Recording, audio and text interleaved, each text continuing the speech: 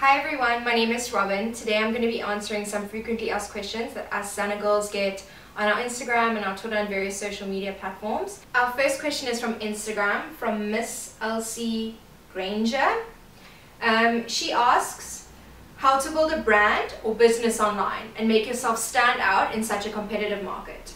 Okay, so we built Zana from nothing. In the beginning, we started Instagram. We used the free platforms we could because we operated on quite a shoestring marketing budget. It was just me. And I think it's cool to use the free platforms because it doesn't cost you anything, and there's lots of ways you can use it. Bear in mind, no one in the beginning followed us. So I think one of the most important things is consistency. Even though no one's replying, no one's liking your photos, you got to keep posting once a day, twice a day, and then from then eventually people will start noticing.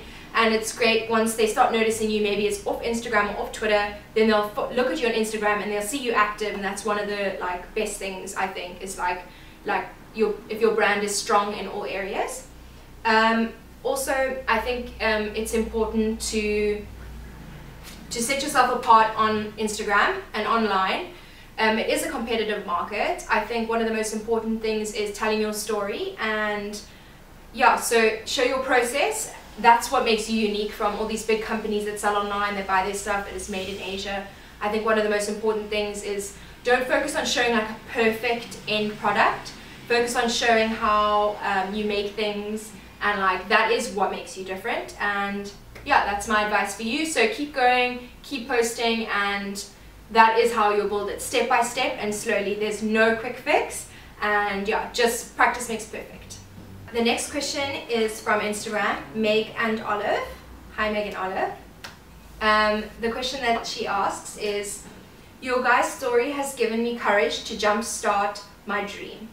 My mom and I are working together and being creative together. Any advice or suggestions for the super noobs we are? My advice to you, Meg, is we were also noobs when we started, so don't worry too much about that. To touch on the idea of a mother-daughter team, if you don't know, that's how Zana was started. Myself and my mother, we started as a mother-daughter team. One thing I always say, it's like my token phrase, is that mother and daughter teams don't always work. I wouldn't suggest it to every mother and daughter team, but if it can work out, it can be a really powerful team combo.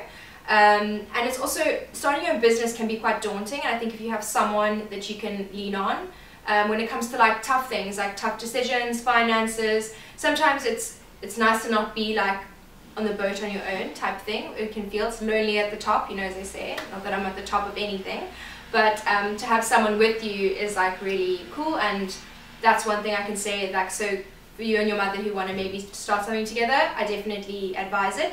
Just play it out and see how your relationship works. Yeah, I say go for it. It's hard work, but take it step by step. Starting your dream, it doesn't work out overnight. I think many people think that, but all I can say is persistence and keep going. Start small and then build it day by day, week by week, and you'll slowly see something grow. Josie Jadi asks about the administration side of starting a small business. I would definitely say the administrative side of starting a small business would be registering a PTY Limited and things like that. But on the side of once you've started your business and you're dealing with day-to-day admin type things, this is kind of what I'm going to touch on. I think that admin is one of the most important things, and it's one of the things that small and creative businesses neglect. I think that this can also bring down your business greatly. We try and always be quick replying to emails, sending out invoices, and answering the phone and following through on our promises.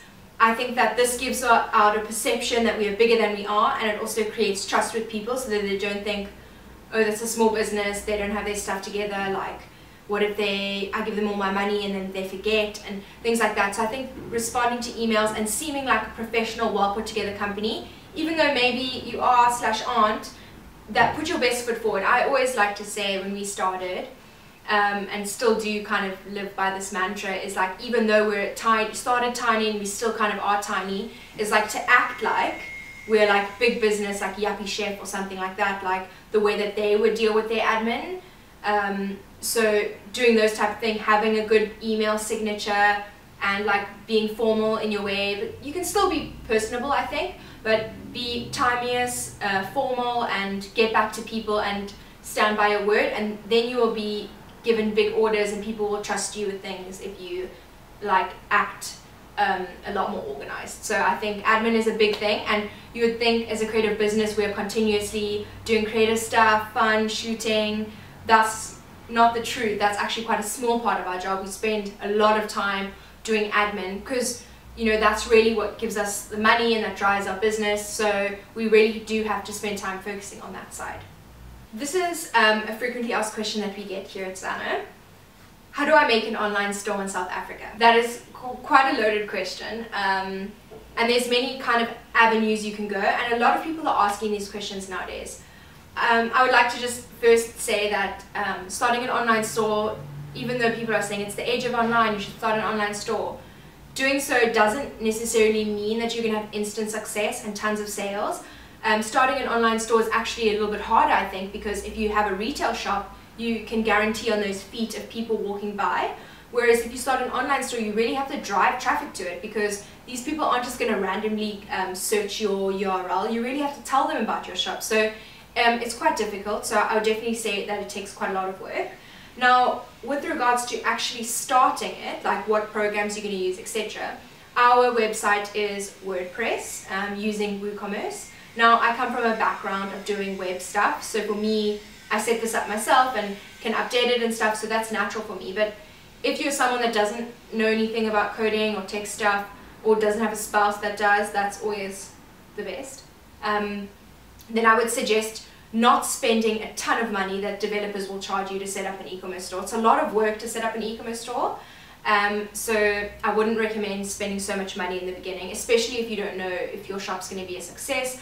I would rather start something small and then build it. My suggestion are there's some really good local platforms. Shopstart.co.za is one of them. I've seen quite a lot of artisan brands and small independent retailers kind of using Shopstart as a way to start, and also Shopify. You can actually change the currency on Shopify to be in rands, or you can use it in dollars, and that can be a great way. You pay a monthly fee, I think, and you also pay for your domain, which means like your URL.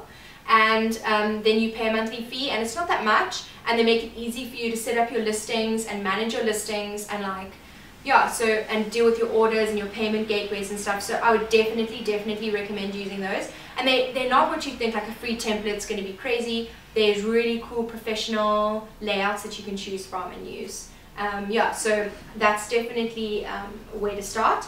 One of the most frequently asked questions we get, whether we're at a show or if someone comes into our office, is how do you pronounce Zana and what does it mean?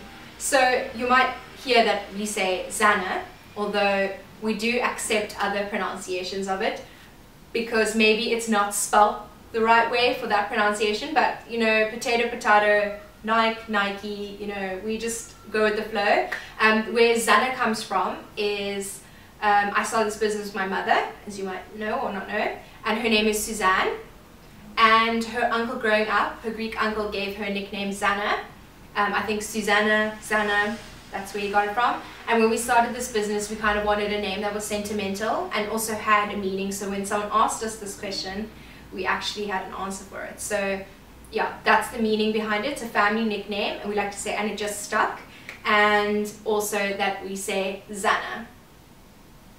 A frequently asked question that we get is, I want to sell my products internationally from South Africa.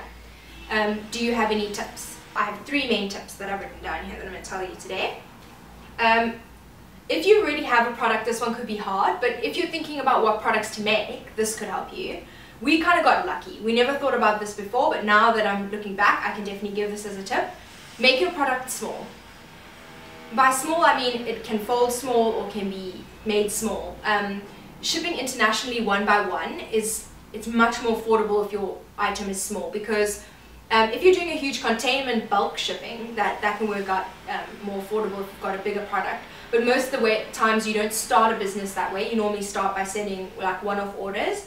And if you have a small product, that really can help you. That's why, like, you'll see us, we ship our cushions and our floor cushions and bulky items without stuffing or without the inners. That makes it viable for us, and it's great to do business internationally. I think overseas people have quite a lot more expendable income, as well as the exchange rate is really good at the moment. So for us, it allows us to wholesale to people in Europe, in Canada, and as well as, like, you know, when people pin our stuff from America and they want to buy it, they can, instead of us just being like, oh no, we don't know, we can't ship it to you. So I think having the option there is great, and educating yourself about like the different ways you can send overseas is like really good for your business. My second tip is set up a shop that sells in US dollars, because if you want to send overseas, you have to have a place that they can buy easily. Etsy is a great way, Shopify in US dollars, and yeah, so make sure that that option is available to people.